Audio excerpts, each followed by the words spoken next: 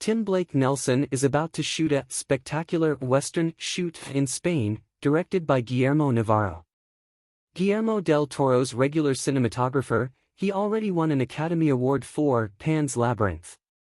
We have a great cast and a script written by British writer Ian Wilson. Westerns change, reflecting a cultural moment when it's made. Yellowstone, Power of the Dog, each generation needs to furnish its own take on film genres.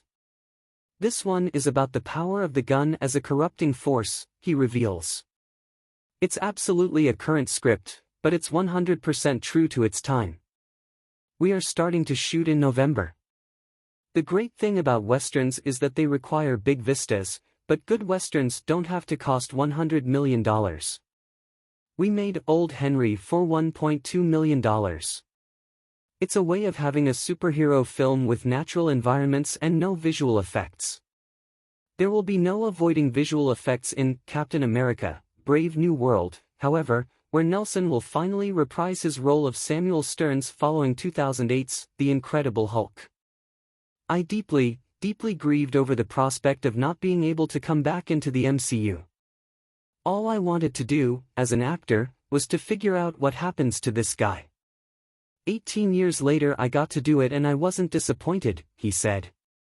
It was a great challenge and I was guided beautifully by Julius Ona, who's an indie director. These are real directors who want to work with real actors and give them opportunities to play outlandish characters. Marvel supports that. Despite some recent voices to the contrary, prematurely predicting its demise, according to Nelson, one should never count Marvel out. Marvel is an unheard-of phenomenon in movie history. Kevin Feige and his studio created dozens of connected movies that exist in one cinematic universe, to use their term. There's no comparable achievement. So no, I don't think it's over, he notes, calling Captain America the most grounded of MCU franchises, along with Logan. This is going to be a wonderful movie, he insists. I couldn't respect Martin Scorsese more, he's his own genre, but I disagree with him when he derides Marvel. I come down on the side of Marvel movies absolutely being cinema. They return us to being kids again. When they are really good, and they often are, you lose yourself in them. Are they profound? Are they Goodfellas and Miller's Crossing? Are they Bicycle Thieves, Schindler's List or Kieslowski? No, but they aren't aspiring to be. They are entertainment and there's artistry involved in them.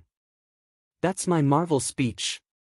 Nelson, currently at Locarno as a juror, is not forgetting his indie roots anytime soon, presenting intimate drama Bang Bang at the Swiss Fest out of competition. Directed by Vincent Graha, it sees him as retired boxer Bernard Bang Bang Rosiski, determined to right past wrongs. Randomix Productions, Traverse Media Produce, with Red Barn Films co-producing. It demanded of me what no other role has, both in terms of its physicality and its mindset.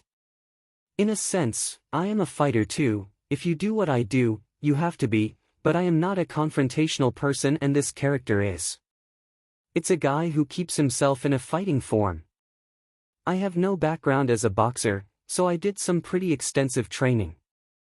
After observing Daniel Day-Lewis on the set of Lincoln, he doesn't mind preparing for roles. Working with Daniel did change my approach to what it is that I do and I'm hardly unique in that regard. You get better just by being around him. I almost wanted to take all these 17-year-old roles I've done before and do them all over again, he laughed. I don't do what he does. If I were to try to stay in character all day, it would be exhausting. He's extraordinary in that regard, I'm not. At the same time, another wonderful actor, John C. Reilly, told me that every part is a custom job. It's this combination of developing a durable process for yourself and being open to changing it based on the part. In Bang Bang, he gets his very own "I could have been a contender" speech a la Brando in On the Waterfront. I love that scene. He discusses, effectively, what occurred that made him amount to the wreck of a man that he is. I have to give all the credit to Will Yanowitz, the writer.